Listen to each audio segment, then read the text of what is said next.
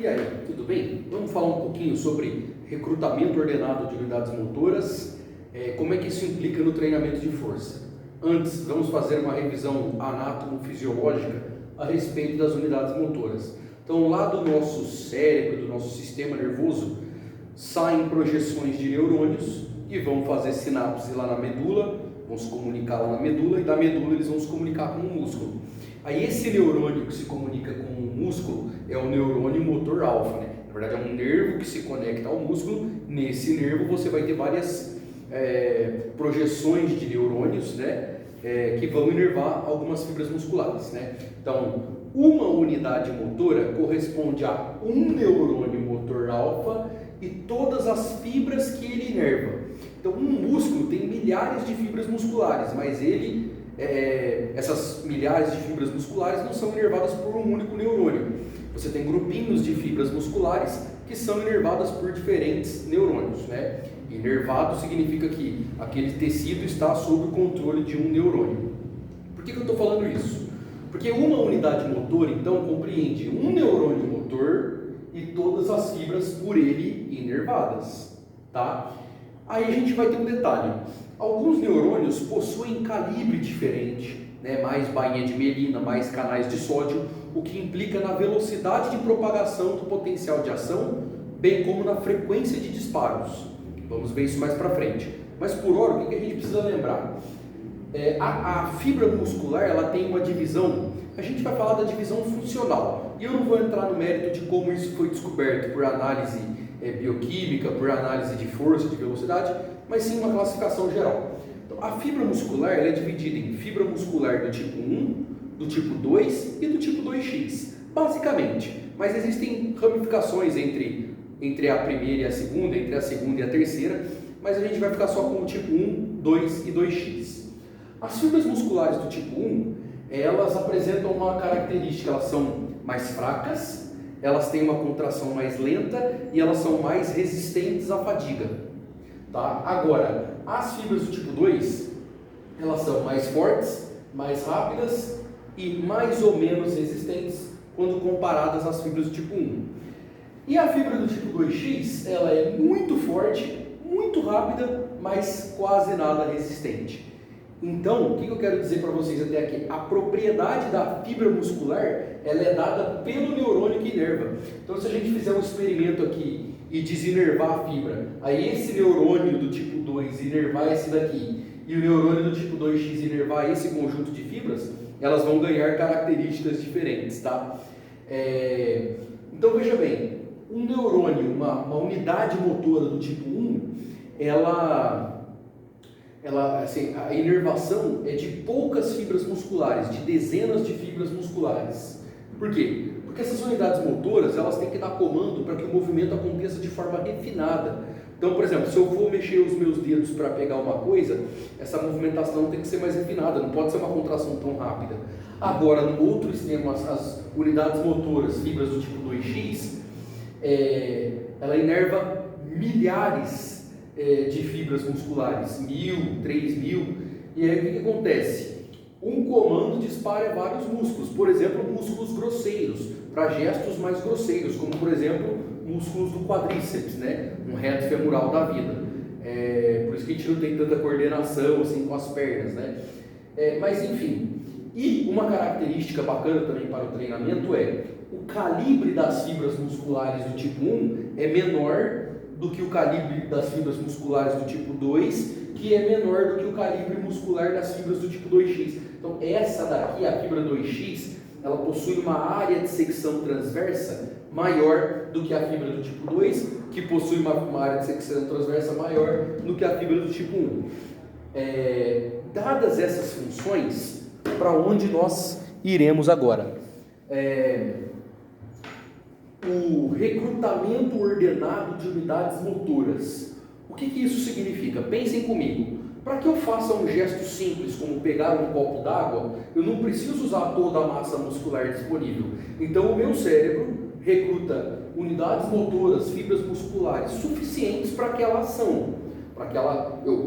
Eu recruto a quantidade de músculo necessária para aquela ação, né? Do contrário, se eu quero desferir um golpe, arremessar um objeto de forma que eu preciso fazer esse movimento muito rápido, ou eu preciso fazer muita força para levantar um objeto, são recrutadas fibras do tipo 2, do tipo 2X, para que esse movimento saia de forma mais rápida.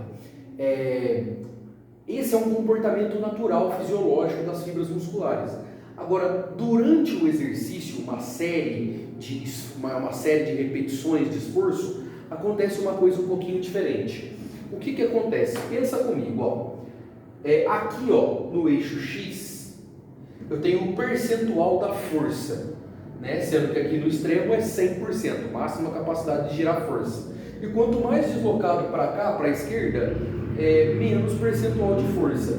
Entenda que quando eu falo percentual de força, eu me refiro a quanta carga eu estou colocando naquele exercício, quanto peso, quanta resistência, de forma que eu me aproxime de um determinado nível de força que aquele movimento produz. Lembrando que eu estou falando de força máxima em um movimento específico, certo? Supino, agachamento, levantamento terra.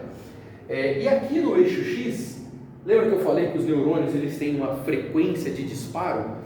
Aqui, ó, eu vou ter a frequência de disparo medido em hertz, ou seja, quantas vezes esses neurônios disparam por segundo.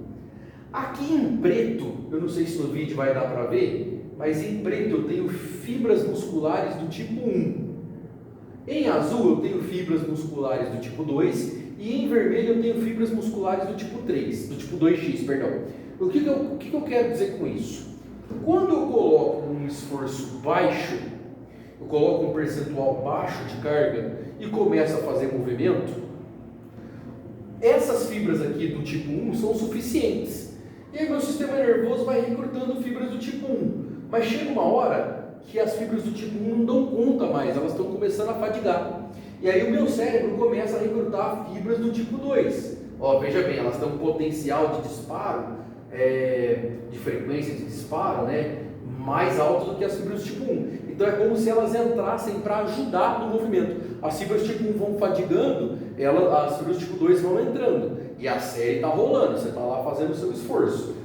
As fibras do tipo 2 também, ao decorrer da série, elas vão se fadigando. E aí o meu sistema nervoso recruta lá no finalzinho fibras do tipo 2X. E aqui nossa série chegou ao fim. Então quando eu coloco uma carga baixa para fazer muitas repetições, por exemplo, 20 repetições até a falha concêntrica, até a falha mecânica, é como se eu começasse o movimento, está tão leve que o meu cérebro recruta fibras do tipo 1. Aí conforme essas fibras do tipo 1 vão fadigando, o meu cérebro começa a recrutar fibras do tipo 2. E conforme eu vou fadigando, meu cérebro começa a recrutar fibras do tipo 2X, está todo mundo trabalhando junto até que o movimento seja fadigado. Agora, o cenário é diferente quando eu já começo com um peso um pouco maior, certo? Esse é o comportamento, eu descrevi o comportamento de uma série feita mais leve. Agora, vamos descrever o comportamento de uma série mais pesadinha, 70%, 75% do seu máximo, de um RM. O cérebro já começa, aqui, ó, se a gente for traçar aqui, por exemplo, no 75%, a série já começa recrutando fibras do tipo 1 e fibras do tipo 2. E assim vai a série até que seja necessário o recrutamento de fibras do tipo 2X e a série se deu por encerrada, tá? Que situação que isso acontece? Com um percentual de intensidade que permita você fazer ali entre 8 e 12 repetições mais ou menos, tá? Agora, num outro cenário, e se eu colocar uma carga tão pesada que me permita fazer de 1 a 6 repetições máximas? Ou seja, aqui, ó, para cima de 85% do meu máximo. Aqui, ó, se a gente for traçar a reta aqui, ó, o sistema nervoso já começa recrutando todo mundo, certo? Por quê? Porque ele precisa de todas as fibras atuantes ali, tá? Agora, veja bem, esse é o comportamento, é a resposta fisiológica do sistema neuromuscular em séries tradicionais de força. Agora nós vamos falar de um problema quando a gente está falando, por exemplo, de ganhos em hipertrofia e de ganhos em força. O que eu quero que vocês compreendam antes é que todo e qualquer esforço ele tem o potencial de gerar hipertrofia. Então, toda e qualquer série, qualquer peso tem potencial de gerar hipertrofia.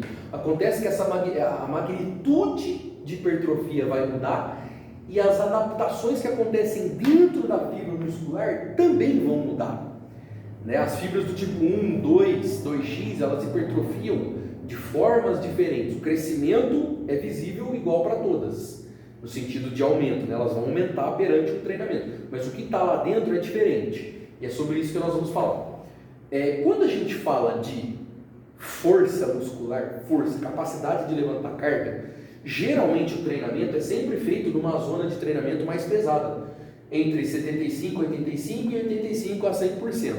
Por quê? Porque é nessa faixa de intensidade em que são recrutadas as fibras musculares do tipo 2 e 2x, responsáveis pela produção de força, certo? Certo. Só que veja bem, fazer uma série tão pesada de 6 repetições, por exemplo aqui, recruta fibras do tipo 1, 2, 2x, só que quem sofreu a sobrecarga mesmo, quem aguentou a maior bronca, foram as fibras do tipo 2x. Logo, quem irá se adaptar ao treinamento é ela, fazendo tanto hipertrofia como aumentos na força, adaptação neuromuscular. Agora, as fibras do tipo 1 até trabalharam, mas elas não ficaram tempo suficiente, um volume suficiente de trabalho para começar a sinalizar alguma resposta hipertrófica, entende? Agora, o contrário também é verdade. Então, veja bem, vamos concluir. Se eu quiser trabalhar força muscular, eu vou precisar trabalhar em domínios de intensidade mais alto, porque isso é específico ao funcionamento neuromuscular. Não faz sentido trabalhar levinho. Por mais que trabalhar levinho recrute todas as fibras musculares ao longo do tempo, aí é que vem a história ao contrário. Se eu começar uma série muito levinha, e aí os neurônios vão se fatigando, e aí o cérebro começa a recrutar fibras, unidades motoras do tipo 2 e do tipo 2x. Na hora que chegar lá no final, na última série, 20, por mais que o sistema nervoso tenha recrutado fibras do tipo 2x, essa carga é tão leve que ela não estimula as fibras do tipo 2x a terem ganhos expressivos. Agora, falando da hipertrofia, a gente precisa tentar atacar, estimular, estressar todas as fibras musculares para obter o máximo benefício da hipertrofia. Por quê? Porque as fibras do tipo 1 ela tem um calibre menor, as fibras do tipo 2 ela tem um calibre maior, mas eu quero fazer com que a do tipo 2 aumente mais ainda e a do tipo 1 também aumente mais ainda. Só que o que eu acabei de falar para vocês? Se eu trabalhar no extremo da força, eu acabo não trabalhando tanto fibras do tipo 1. Se eu trabalhar aqui no extremo do peso leve, aqui, do treino mais de resistência, eu até recruto fibras do tipo 2, mas não é uma carga suficiente para estressar as unidades motoras do tipo 2x. O que a gente faz? É aí que entram os sistemas de treinamento, os métodos volumizadores. Com um certo volume de treino, eu consigo estressar todas as fibras musculares. Isso não tem nada a ver com o tempo sob tensão, porque não é o tempo sob tensão, é o tempo sob tensão com sobrecarga que vai estressar as fibras musculares. A fibra não responde a tempo, ela responde à sobrecarga que você coloca nela. Exemplo de treinamento, drop set. Como é que é a fisiologia do drop set? Eu começo uma série pesada, onde eu estou estressando todas as fibras musculares. Fibras tipo 1, fibras tipo 2, fibras tipo 2x. Estou lá, fiz 8. Fadiguei as fibras do tipo 2x, eu retiro o peso e continuo trabalhando as fibras do tipo 2 e as fibras do tipo 1. Fadiguei de novo, vamos supor, de 8 eu fiz 15. Retiro o peso e continuo. Agora eu estou estressando as fibras que sobraram, as fibras do tipo 1. Uma vez que elas se fadigaram, supõe-se que nós estressamos todas as fibras musculares daquele sistema, daquele músculo, daquele relacionado àquele movimento, e aí eu vou extrair o potencial máximo de hipertrofia daquele tipo de estímulo, daquele tipo de sessão de treino, tá? Mas temos um problema. Quando a gente fala de hipertrofia e força, dá para ter hipertrofia e força junto. O problema são os extremos.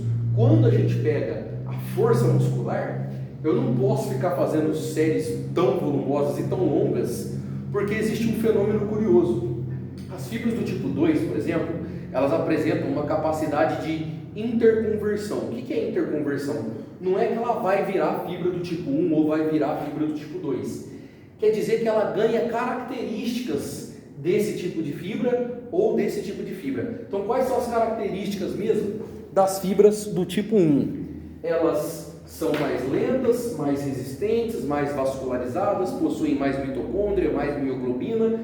Então, se eu fizer treinos muito longos, muito volumosos, mais séries, mais repetições, intervalo curto de descanso, as fibras do tipo 2 ganham características de fibra do tipo 1. Agora, se eu treinar um pouco mais pesado, aqui no extremo do máximo, as fibras do tipo 2 ganham características da fibra 2X. O sistema nervoso se adapta, óbvio, e a fibra muscular também se adapta. Ela fica mais forte e mais rápida, mas também fica menos resistente. Essa é a questão do problema da interconversão. Se eu sou um atleta powerlifter, um atleta de força, eu não posso ficar fazendo tanto volume, porque eu vou estar revertendo a adaptação que eu quero. Eu estou tentando levantar mais carga, mas com a série mais longa eu estou fazendo fibras ganharem característica de resistência, e não é isso que eu quero. Isso atrasa os meus ganhos e limita o potencial, né? Se esse seria o teto, fiz um programa lá, eu almejo essa carga aqui, eu estou fazendo drop set, rest pause, sistemas volumizadores, isso limita os meus ganhos, tá bom? Eu espero ter ajudado explicando sobre o recrutamento ordenado de unidades motoras, né, ou o princípio de Hahnemann, e explicado um pouquinho de como o corpo funciona durante o exercício. Então, por mais que nós tenhamos sistemas, métodos de treino, ele tem que ser aplicado na dose certa, na hora certa, para a população correta, né? Nem todos os atletas vão extrair benefícios de vários sistemas de treino, tá bom? Eu espero ter ajudado e até mais. Deixe sua dúvida, deixe seu like, deixe seu comentário.